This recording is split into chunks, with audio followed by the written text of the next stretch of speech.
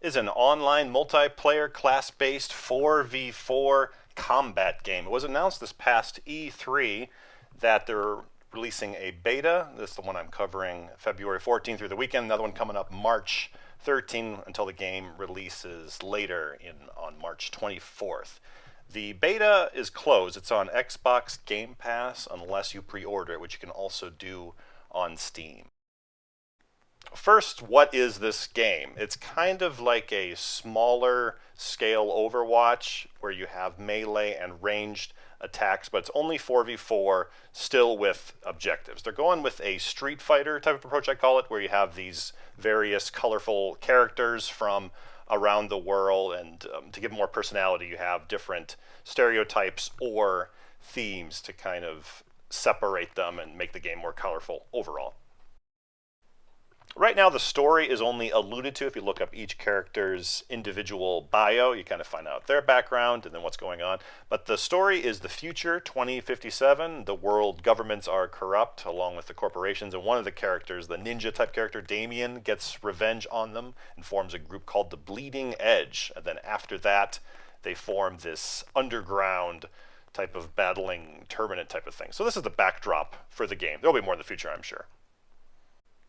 So there is a good tutorial. Even though the game is in beta, the tutorial does a good job explaining how the characters work within their classes.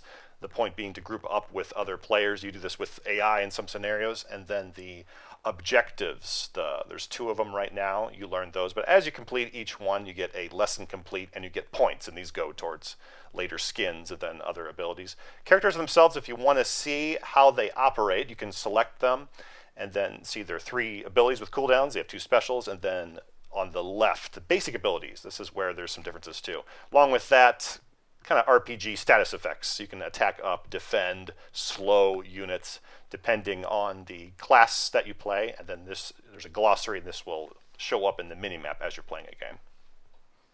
So how it works with each character is you have your 3 abilities that have cooldowns. You see in the bottom right there, your special that you build up, that's the percentage. And then your mobility. When you attack, you have your certain mobility, and then when you go onto your board to get quickly across the map to get to objectives, you move more quickly. Only other character that doesn't have this is Cass. She moves more quickly the faster she moves, and that's kind of her unique quirk. When you attack or are attacked, then you immediately jump off your board again.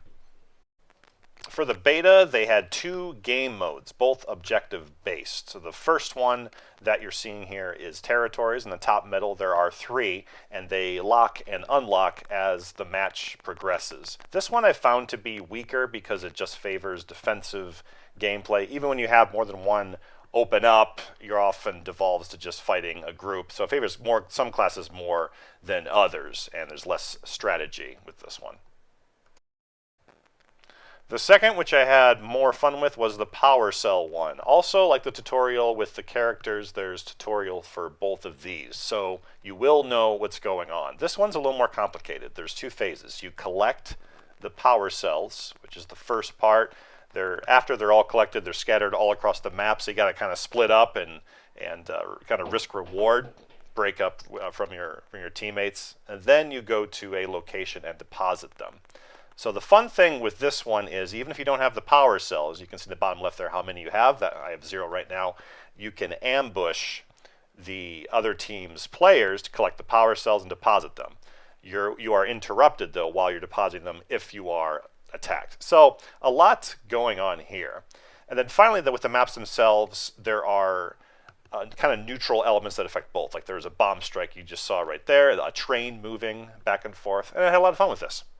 There's going to be an upgrade system with this, like with other similar type of games. That the characters upgrade, you collect money, see a little piggy bank, and then this can be used to modify your character. You can add more damage or do things that are specific to their type of character class. But it's not, overboard. Games have really scaled back here. There's also statistics, seeing your kills, all that at the end of a match, and it's presented well.